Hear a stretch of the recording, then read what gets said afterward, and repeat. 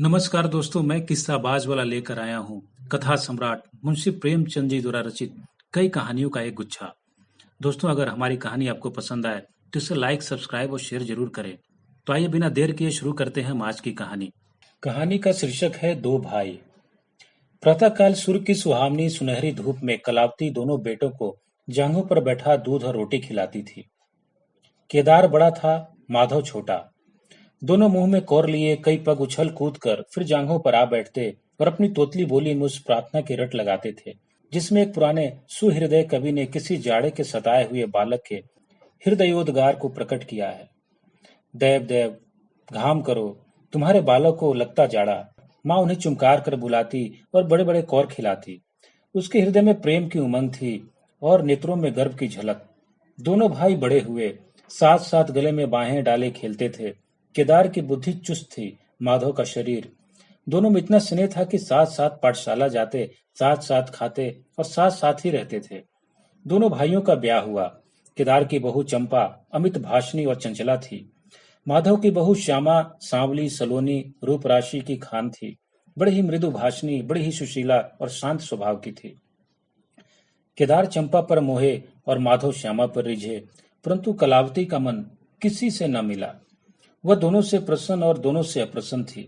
उसकी शिक्षा दीक्षा का बहुत अंश इस व्यर्थ के प्रयत्न में व्यय होता था कि चंपा अपनी कार्य कुशलता का एक भाग श्यामा के शांत स्वभाव से बदल ले। दोनों भाई संतानवान हुए। हरा भरा वृक्ष खूब फैला और फलों से लद गया। कुत्सित वृक्ष में केवल एक फल दृष्टिगोचर हुआ, वह भी कुछ पीला सा मुरझाया हुआ, किंतु दोनों अप्रसन्न थे। माधव को धन संपत्ति की लालसा थी और केदार को संतान की अभिलाषा।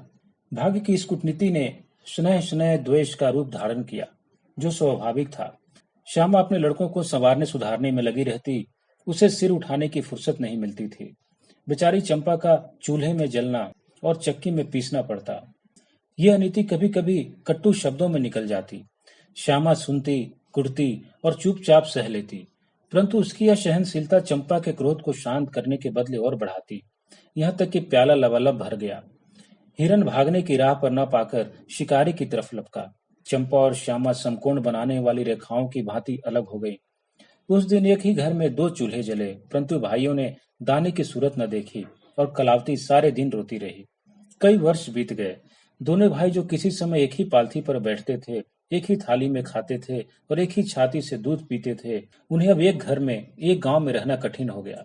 परंतु कुल की साख में बट्टा न लगे, इसलिए ईर्ष्या और द्वेष की धधकी हुई आग को राख के नीचे दबाने की व्यर्थ चेष्टा की जाती थी। उन लोगों में अब भ्रातृ स्नेह न था, केवल भाई के नाम की लाज थी। माँ अब भी जीवित थी, पर दोनों बेटों का वैमनस्य देखकर आंसू बहाया करती। हृदय में प्रेम था, पर नेत्रों में अभिमान न था। कुसुम वही था, परंतु वह छटा न थी। दोनों भाई जब लड़के थे, तब एक को रोते देख दूसरा भी रोने लगता था। तब वे नादान, बेसमझ और भोले थे। आज एक को रोते देख दूसरा हंसता और तालियां बजाता। वो समझदार और बुद्धिमान हो गए थे। जब उन्हें अपने पराये की पहचान न थी, उस समय यदि कोई छेड़ने के लिए एक को अपने साथ ले जाने की धमकी देता, तो दूसरा जमीन पर लौट जाता और उस आदमी का कुर्ता फाड़ लेता। अब यदि एक भाई को मृत्यु भी धमकाती, तो दूसरे के नेत्रों में आंसू न आते। अब उन्हें अपने पराये की पहचान हो गई थी। बेचारे माधव की दशा शोचनीय थी। खर्च अधिक था और आमदनी कम। उस पर कुल मर्यादा का निर्वाह। हृदय चाहे रोए पर होंठ हंसते रहें। हृदय चाहे मलिन हो पर कपड़े मैले न हो। 4 पुत्र थे, 4 पुत्रियां और आवश्यक वस्तुएं मोतियों के मोल। कुछ पाइयों की जिम्मेदारी कहाँ तक संभलती। लड़कों का ब्याह अपने बस की बात थी, पर लड़कियों का विवाह कैसे टल सकता था। 2 पाई जमीन पहली कन्या के विवाह को भेंट हो गई। उस पर भी बाराती बिना भात खाए आंगन से उठ गए। शेष दूसरी कन्या के विवाह में निकल गई। साल बाद तीसरी लड़की का विवाह हुआ। पेड़ पत्ते भी न बचे। हाँ, अब की डाल भरपूर थी, परंतु दरिद्रता और धरोहर में वही संबंध है जो मांस और कुत्ते में। इस कन्या का भी गौना न हुआ था कि माधव पर 2 साल के बकाया लगान का वारंट आ पहुंचा। कन्या के गहने बंधक रखे गए। गला छूटा। चंपा इसी समय की ताक में थी। तुरंत नए नए नातेदारों को सूचना दी, तुम लोग बेसुध बैठे हो, यहाँ गहनों का सफाया हुआ जाता है। दूसरे दिन एक नाई और 2 ब्राह्मण माधव के दरवाजे पर आकर बैठ गए।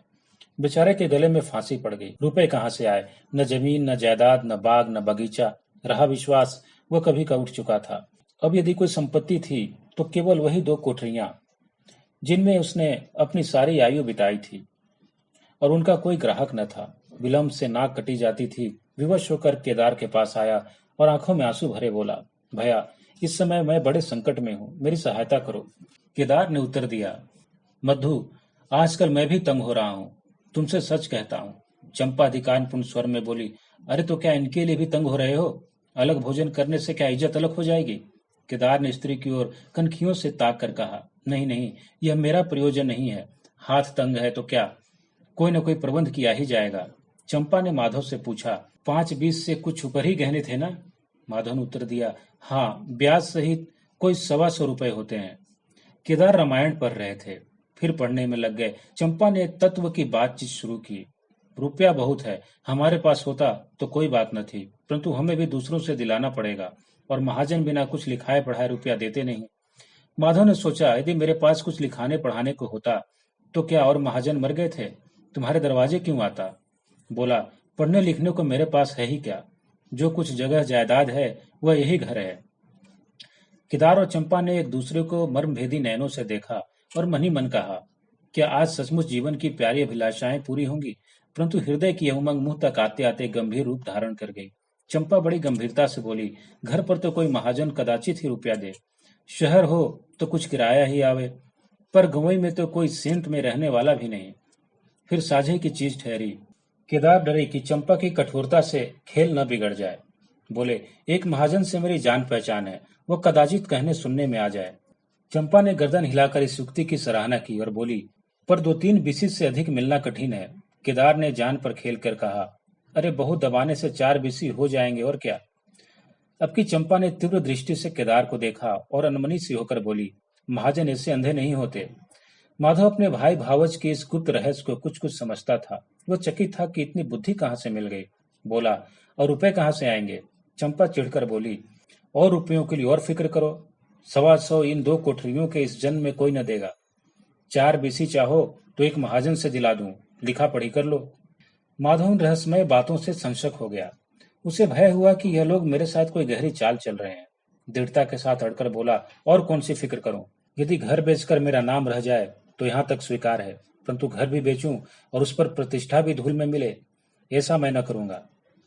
केवल नाम का ध्यान है, नहीं, एक बार नहीं कर जाऊं तो मेरा कोई क्या करेगा? और सच पूछो तो मुझे अपने नाम की कोई चिंता नहीं है। मुझे कौन जानता है, संसार तो भैया को हंसेगा। केदार का मुंह सूख गया। चंपा भी चकरा गई। वो बड़ी चतुर और वाक निपुण रमणी थी। उसे माधव जैसे गंवार से ऐसी दृढ़ता की आशा न थी। उसकी ओर आदर से देखकर बोली, लालू, कभी कभी तुम भी लड़कों की सी बातें करते हो। भला इस झोपड़ी पर कौन 100 रुपए निकाल कर देगा? तुम 125 के बदले 100 ही दिलवाओ। मैं आज ही अपना हिस्सा बेचती हूँ, उतनी ही मेरी भी तो है। घर पर तो तुमको वही 4 बीस मिलेंगे। हाँ, और रुपयों का प्रबंध हम आप कर देंगे। इज्जत हमारी तुम्हारी एक ही है, वह न जाने पाएगी। वह रुपया अलग खाते में चढ़ा लिया जाएगा। माधव की इच्छाएं पूरी हुई। उसने मैदान मार लिया। सोचने लगा कि मुझे तो रुपयों से काम है, चाहे 1 नहीं 10 खाते में चढ़ा लो। रहा मकान वह जीते जी नहीं छोड़ने का, प्रसन्न होकर चला। उसके जाने के बाद केदार और चंपा ने कपट भेष त्याग दिया और देर तक एक दूसरे को इस सौदे का दोषी सिद्ध करते रहे।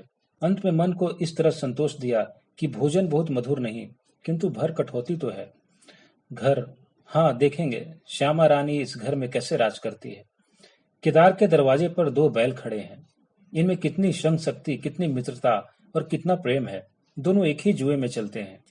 बस इनमें इतना ही नाता है। किंतु अभी कुछ दिन हुए जब इनमें से एक चंपा के मैके मंगनी गया था, तो दूसरे ने 3 दिन तक नान में मुंह नहीं डाला। परंतु शोक, एक गोद के खेले भाई, एक छाती से दूध पीने वाले आज इतने बेगाने हो रहे हैं कि एक घर में रहना भी नहीं चाहते। प्रातः काल था। केदार के द्वार पर गांव के मुखिया और नंबरदार विराजमान थे। मुंशी दाता दयाल अभिमान से चरपाई पर बैठे रेहन का मसविदा तैयार करने में लगे थे। बारंबार कलम बनाते और बारंबार खत रखते, पर खत की शान न सुधरती। केदार का मुखारबिंद विकसित था और चंपा फूली नहीं समाती थी। माधव को मलाया और मलान था। मुखिया ने कहा, भाई ऐसा हितु न भाई ऐसा शत्रु। केदार ने छोटे भाई की लाज रख ली। नंबरदार ने अनुमोदन किया, भाई हो तो ऐसा हो। मुख्तार ने कहा, भाई सपूतों का यही काम है। दाता दयाल ने पूछा, रेहन लिखने वाले का नाम? बड़े भाई बोले, माधव वल्द शिवदत्त। और लिखवाने वाले का? केदार वल्द शिवदत्त। माधव ने बड़े भाई की ओर चकित होकर देखा। आंखें डबडबा आईं। केदार उसकी ओर न देख सका। नंबरदार, मुखिया और मुख्तार भी विस्मित हुए। क्या केदार खुद ही रुपया दे रहा है? बातचीत तो किसी साहूकार की थी। जब घर में ही रुपया मौजूद है तो इस रेहन नामे की क्या आवश्यकता थी? भाई भाई में इतना विश्वास! अरे राम राम! क्या माधव 80 रुपया को भी महंगा है? और यदि दबा भी बैठता तो क्या रुपए पानी में चले जाते? सभी की आंखें सैन द्वारा परस्पर बातें करने लगी। मानो आश्चर्य किया था, नदी में नौकाएं डगमगाने लगी। श्यामा दरवाजे की चौखट पर खड़ी थी। वह सदा केदार की प्रतिष्ठा करती थी, परंतु आज केवल लोक रीति ने उसे अपने जेठ को आड़े हाथों में लेने से रोका। बूढ़ी अम्मा ने सुना तो सूखी नदी उमड़ आई। उसने एक बार आकाश की ओर देखा और माथा ठोक लिया। तब उसे उस दिन का स्मरण हुआ जब ऐसा ही सुहावना सुनहरा प्रभात था और दो प्यारे प्यारे बच्चे उसकी गोद में बैठे हुए उछल कूद कर दूध रोटी खाते थे। उसमें माता के नेत्रों में कितना अभिमान था, हृदय में कितनी उमंग और कितना उत्साह। परंतु आज, आह, आज नैनों में लज्जा है और हृदय में शोक संताप। उसने पृथ्वी की ओर देखकर कातर स्वर में कहा, हे नारायण, कैसे पुत्रों को ही मेरी कोख में जन्म लेना था। धन्यवाद।